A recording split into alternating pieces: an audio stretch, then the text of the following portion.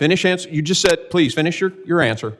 A Maryland County Police gang unit agreed that he's MS-13. A reliable confidential informant agreed that he's MS-13. ICE officers agreed that he's MS-13. An immigration judge agreed that he's MS-13. An appellate board agreed that Kilmar Abrego Garcia, your Maryland man, is MS-13. Okay. I object. Have the floor. What do you want to say? I object because she is misstating the record and the facts. That is not accurate, and therefore I object to that being introduced. There is no. Sir, can I explain? You let her go on. Go ahead. There is no final court order establishing that he's a member. Maybe he is. So you should put all that evidence before a judge, and if he is MS-13, he should be deported. Are hurt on your watch. Gentleman's time has expired. I now recognize. Mr. Chairman. Sorry. I ask unanimous consent to enter for the record. One of our colleagues had asked if there was evidence if the so-called Maryland man, Kilmar Abrego Garcia, was MS-13. According to the Attorney General of the United States, she posted that the evidence shows Kilmar Abrego Garcia has repeatedly been identified as a member of MS-13 by a Maryland County Police gang unit, which I introduced for the record, a reliable confidential informant, ICE officers, an immigration judge agreed, and an appellate board agreed. Without. So you have. Is that a court order? Well, I object. No, she can put anything she wants in the record. She's not complying to your request, Mr. Goldman. She asked for unanimous consent. Okay, so you're objecting to her putting that into the record? I am objecting subject to a clarification. Is that a court order that establishes that he's a member of MS-13? An immigration judge agreed that he was MS-13. For bail purposes. An appellate board agreed. Don't misrepresent. Hold on. A judge. Everybody pause. We're going to let one person talk at a time. You ask a question. Answer the question, please. According to the Attorney General of the United States, she informed the country that an immigration judge agreed that your Maryland man, Kilmar Abrego Garcia, is MS-13. An appellate board agreed. ICE officers are misstating agreed. what A reliable Mr. Goldman, informant. the clock is not yours right now. She has the floor. Please continue answering the question. Thank you, Mr. Chairman. A Maryland County She's not answering the question, sir. No, she's going to answer the question, and then you can object to her answer. Can you make sure that she answers the question? Finish answer. You just said, please finish your answer. A Maryland County Police gang unit agreed that he's MS-13. A reliable confidential informant agreed that he's MS-13. ICE officers agreed that he's MS-13. An immigration judge agreed that he's MS-13. An appellate board agreed that Kilmar Abrego Garcia, your Maryland man, is MS-13. Okay. I object. Have the floor. What do you want to say? I object because she is misstating the record and the facts. That is not accurate, and therefore I object to that being introduced. There is no. Sir, can I explain? You let her go on. Go ahead. There is no final court order establishing that he's a member.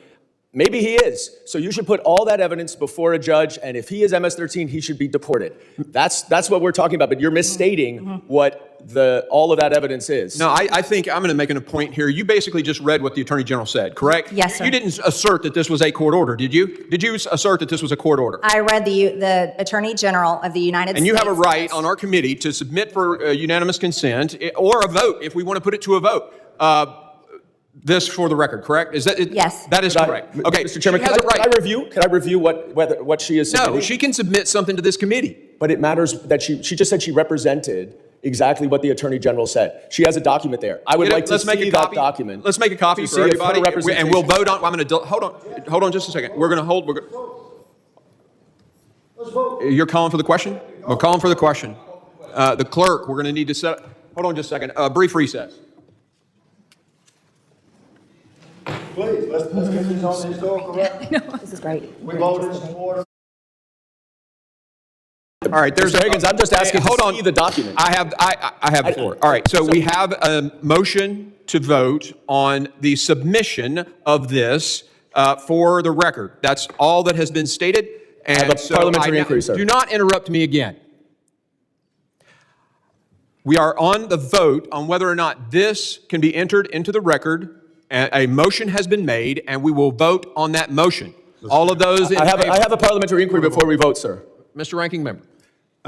It's our request that we object. And in the middle of the objection, you consider a motion, which... He was done talking about Mr. No, he wasn't. You stopped him from talking. I just have a parliamentary inquiry. A parliamentary inquiry.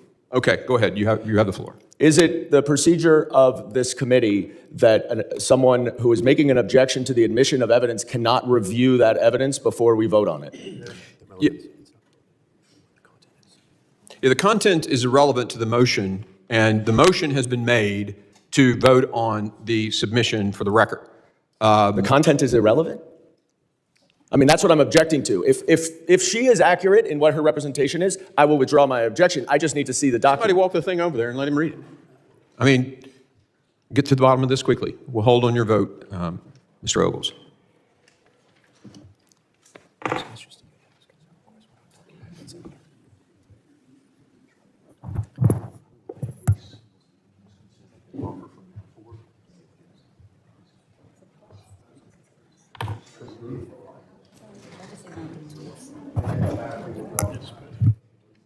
Mr. Chairman, given that this is a tweet from the Attorney General that is effectively, I believe, consistent with what Ms. Taylor Greene says, I withdraw my objection. Gentleman withdraws his objection. I now recognize, who's up? Mr. Jimenez for his 5 minutes of questioning. Thank you, Mr. Chairman, and thank you, Madam Secretary, for the fine work that you've done. I also want to thank you for approving the members on this side of the aisle, and myself included. In the final moments of this hearing, everything seemed to unravel at once.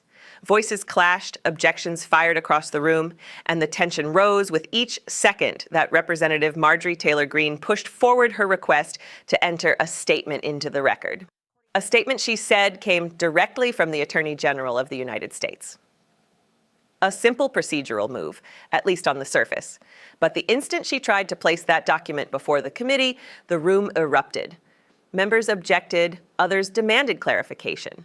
The chairman struggled to maintain order as arguments broke out over something as basic and as deeply symbolic as whether a statement from the nation's top law enforcement official could be acknowledged in the congressional record. What began as a dispute over a tweet soon turned into a spotlight on the deeper fractures inside America's governing institutions. You could hear it in the interruptions, in the raised voices, in the visible frustration building across the dais.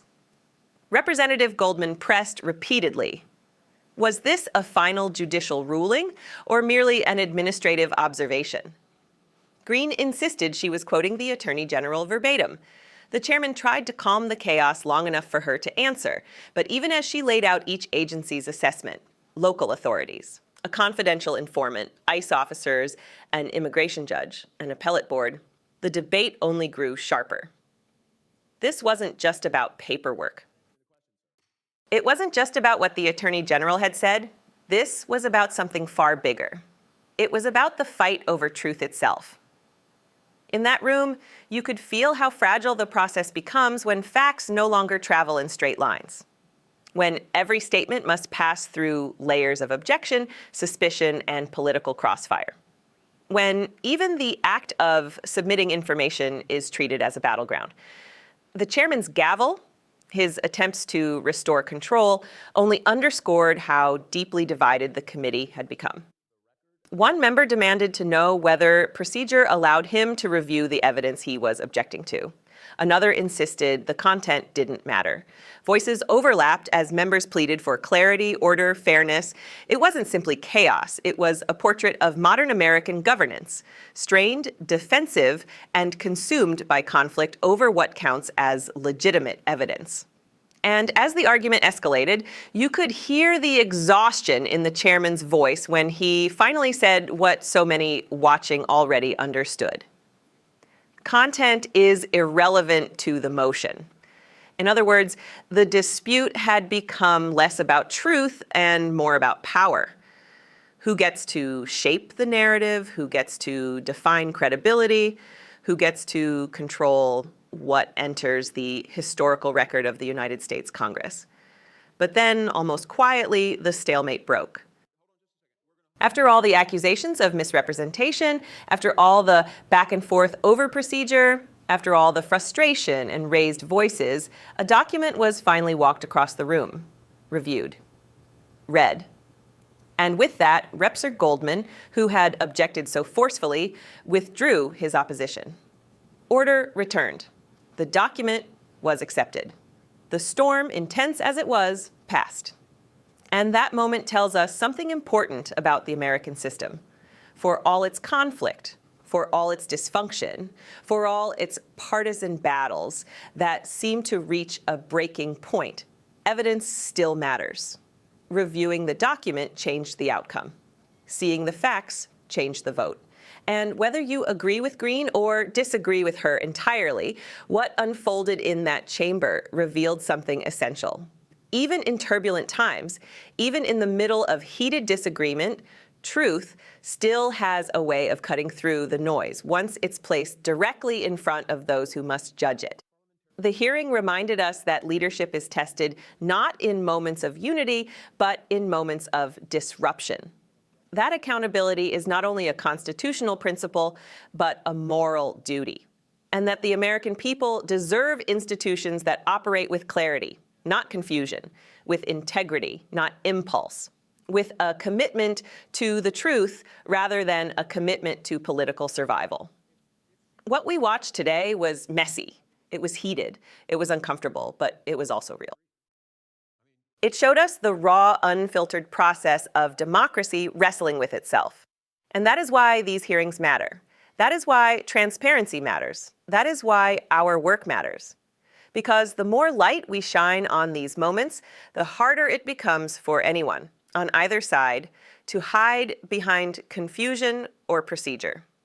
The American people deserve to see what really happens inside their halls of power. They deserve to witness the debates, the disagreements, the frustration, and the rare moments when truth breaks through. So as this hearing concludes, let it remind us of something deeper. Democracy is not clean. It is not quiet. It is not polite. It is a struggle, often loud, often chaotic, often on the brink of disorder, but still held together by the belief that facts, once uncovered, still matter. And if we are to preserve that system, if we are to keep it honest, if we are to hold our leaders to account, then we must continue to watch, to question, to stay informed, and to stay engaged. Thank you for being here, for choosing to witness these moments rather than letting them pass unchallenged. Stay vigilant, stay aware. And support our mission to bring these proceedings into the light. Subscribe to Liberty Report USA.